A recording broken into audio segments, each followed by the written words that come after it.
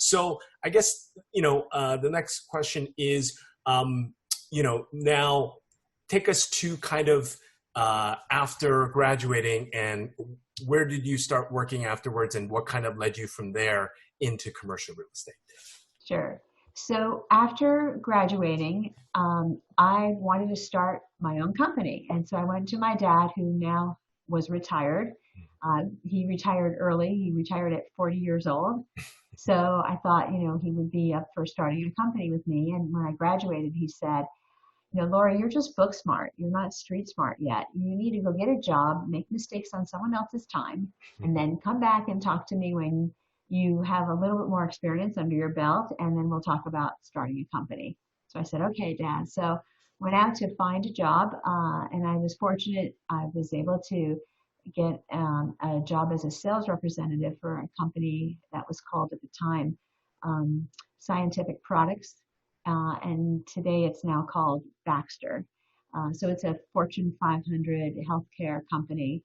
And I was also fortunate enough to get a territory within Los Angeles. So basically, I was a sales rep selling hospital supplies for the hospital laboratories. And I went from hospital to hospital inside their lab and sold chemistry analyzers, test tubes, microscopes, Wow. everything. In fact, the company Baxter actually supplies the hospitals with about 80,000 products for the laboratory. And I Wow. was responsible for managing, those accounts with these different laboratories.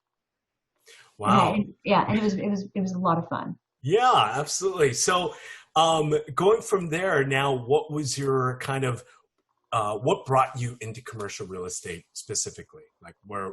So yeah, so after a few years working for Baxter, I started to get the itch again that okay, now I think I'm ready to start my own company. And I talked with my father. I spoke with a lot of friends, and and what I did was I started to write some business plans while I was still working at Baxter uh, for different types of companies that I thought we could start. And it's really a good idea to write a business plan first because you can start to see some of the obstacles that you might hit or reasons why you might not want to go into that business. Absolutely. So I actually thought of a few different businesses, wrote the plan, and then decided for a variety of reasons, okay, that's not one that we're going to pursue.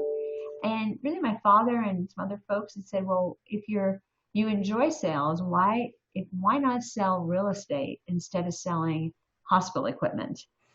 They thought, real estate, you could benefit personally from it by becoming a savvy investor, and so not only could you make a nice living, but you could have this education on making investments. So I started to look into it, and I felt that since I had a business background and I was used to running 10-year internal rates of return for the hospital on, analyzers that they were buying and when they would make a profit on them and so forth, I thought, I want to take that business background and apply it to real estate. So I thought commercial would be more appropriate for a career change. So I started to target commercial real estate and started by doing informational interviews with different people that were in commercial real estate just to find out more about the industry and what aspect of it I thought would be the right place for me to go. Oh, wow. Okay.